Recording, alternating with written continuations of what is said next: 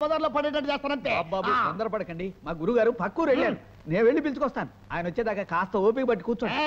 ఆయన వచ్చేదాకా ఆగేదే లేదు. నువ్వు ఆయన కోసం వెళ్తే నేను ఇక్కడ చూస్తూ కూర్చోవాలా? పిచ్చి పిచ్చి వేషాలతో కుదరదు. ఇవాళ అటో ఇటో తెలుసుకోవాల్సిందే. తెలుసు రా సింగరాజు, ఒక్క మాట. ఇంకో అబద్ధం మాట? ఏదో ఒక అబద్ధం చెప్పడానికి ఇక్కడి నుంచి గంటేయాలనుకుంటున్నావా? నేను వెళ్ళను. అదేం కాదు, నేను నిన్ను పెళ్లి చేసుకోవాలనుకుంటున్నాను. అమ్మా, నువ్వు చెప్పేది నిజమా అబద్ధమా? నిజమే సింగరాజు. నా పెళ్లి కొన్ని సమస్యలకు పరిష్కారం కలిగిస్తుంది, కొన్ని కథలకు ముగింపు పలుకుతుంది. అందుకే పక్కూరు వెళ్ళిన మా నాన్నగారు తిరిగి వచ్చేలోగా మన పెళ్లి జరిగిపోవాలి. పరాయి మనిషికి తెలియకుండా ఈ పెళ్లి జరిగిపోవాలి. వెంటనే వెళ్ళి ఊరి చివరున్న గుళ్ళో మన పెళ్లికి ఏర్పాట్లు చేయి. పెళ్లి సింగరాజు.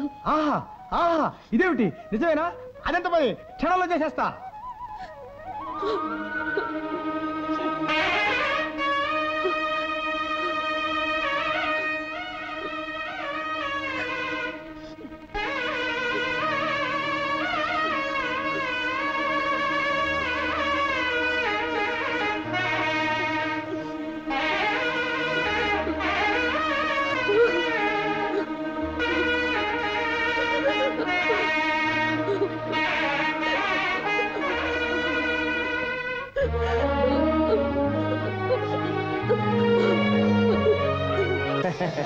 బయలుదేరుతామండి.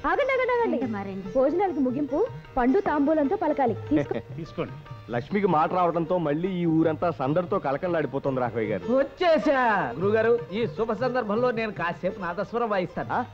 ఆపు ఆపు, ఇప్పుడే వీళ్ళంతా భోజనం చేశారు. పాపం ఇళ్ల దాకా వెళ్ళాలి కదా. మొండి సాహసం నువ్వును. కాలు జారుంటే ఎంత ప్రమాదం జరుగుండేది. ప్రమాదానికి భయపడి నీ గొంతు రావడం కోసం నా మొక్కు తీర్చుకోవద్దంటావా? తీర్చుకోవాలి బాబు, తీర్చుకోవాలి. ఎందుకంటే నీ పూజలు, నీ మొక్కుబడులు, నీ తపన, నీ తాపత్రయమే ఈనాడు మా లక్ష్మికి మాట రావడానికి కారణం.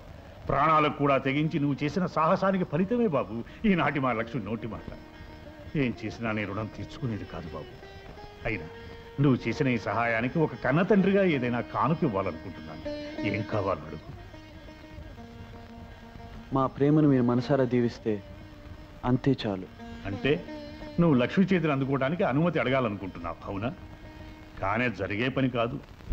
అవును రంగా, ఇవ్వడానికి ఇప్పుడు ఆమె నా సొత్తు కాదయ్యా.